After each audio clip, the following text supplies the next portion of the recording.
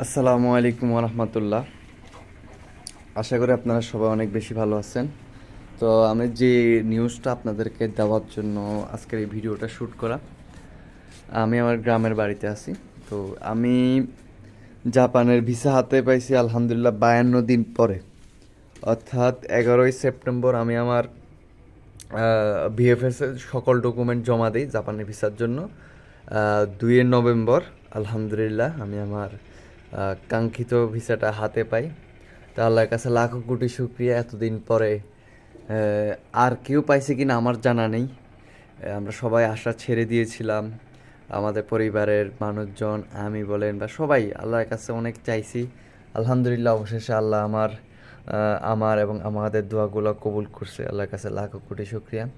তো যেই কারণে আমার ভিসাটা দিতে এতদিন দেরি হয়েছে, আমার যতটুকু মনে হয় সবচেয়ে বড় কথা হলো স্পন্সর। হ্যাঁ, কারণ আমি দেখলাম যে এই বছরের অক্টোবর সেশনে 2025-এর অক্টোবর বলেন, জুলাই বলেন, এপ্রিল বলেন, প্রত্যেকটা সেশনে এমন অনেক ছেলেরা ভিসা পাইছে যাদের নাট জিএলপিটি কিছুই ছিল না। আমরা তো অনেক সময় ফেসবুকে বিভিন্ন লেখালেখি করে অনেক সময় জিজ্ঞেস করি, ভাই নাট কত ছিল, আপনার জিএলপিটি কত ছিল, হ্যান কত ছিল, তেন কত ছিল।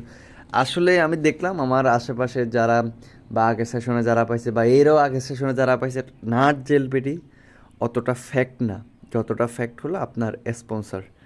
তো স্পন্সরের তথ্য যদি আপনার গরমিল থাকে, তবে ওইখানে আপনার ভিসার জন্য অনেক বেশি রিস্কি হয়ে যায়।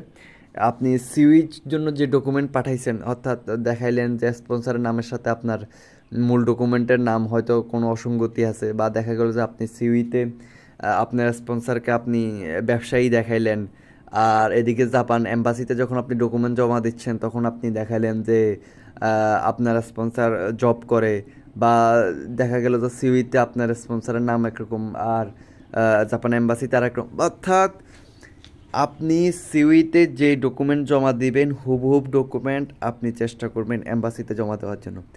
এটা যখন আলাদা হবে, ওরা কিন্তু অনেক সময় ক্রস ভেরিফিকেশন করে, ওরা সন্দেহ পোষণ করে। এই জন্য আমার মনে হচ্ছে আমার ভিসাটা আসতে অনেক বেশি লেট হয়েছে। এত লেট সাধারণত হয় না। আমার ক্ষেত্রে হয়েছে যে আমি সিউইর সময় আমার স্পন্সরকে দেখাইছি ব্যবসায়ী, কিন্তু আমার বাবা সরকারি চাকরিজীবী। এখন সরকারি চাকরিজীবীরা চাইলেই ব্যবসা দেখাইতে পারে না, এটা ওনাদের জন্য চাকরির জন্য সমস্যা হয়। তো এই জন্য পরবর্তীতে এখন চিন্তা করলাম যে তাইলে অ্যাম্বাসিতে অরিজিনালটাই দেখাই, ওনার চাকরির যে সরকারি চাকরি যেটা ওইটার ট্যাক্স সার্টিফিকেটগুলো দেখাইছিলাম। এখন এইখান থেকেই অ্যাম্বাসির সন্দেহ পোষণ করে এবং তারা এটা ক্রস ভেরিফিকেশন করে। আল্লাহই ভালো জানে ওরা ক্রস ভেরিফিকেশন করে কী পাইছে, তবে ওটা অরিজিনাল ছিল বিদায় আশা করি ওরা ফেক কিছু খুঁজে পায় নাই। আলহামদুলিল্লাহ আমার হাতে পাইছি আমি ভিসাটা। তো যারাই ভিসা পেতে একটু দেরি হচ্ছে বা খুব টেনশন করতেছেন, তাদের উদ্দেশ্যে বলবো টেনশন করবেন না, আল্লাহর কাছে দোয়া করেন, চান। আল্লাহ সকল কিছু দেওয়ার মালিক, সকল কিছু চাওয়ার মালিকের কাছে আপনারা সকল কিছু চাইবেন। তো আর কি, হতাশাগ্রস্ত হবেন না, আল্লাহর কাছে ভরসা রাখবেন, ইনশাল্লাহ আপনার যদি কিসমতে থাকে, রিজেকে থাকে, ইনশাল্লাহ পাবেন। তো এই বলে আমি আমার ভিডিওটা শেষ করছি। যারা ভবিষ্যতে আমার ভিডিওটা দেখবেন তাদের জন্য আমি এই মেসেজটা দিয়ে রাখলাম, যাতে আপনার উপকার হয়। আর জাপান সম্পর্কে কোনো নতুন তথ্য জানতে চাইলে আমার ইউটিউব আইডিটা সাবস্ক্রাইব করে দিবেন, আমার ফেসবুক পেজটা ফলো দিয়ে রাখবেন। ভালো থাকবেন সবাই। আসসালামু আলাইকুম রহমতুল্লাহ।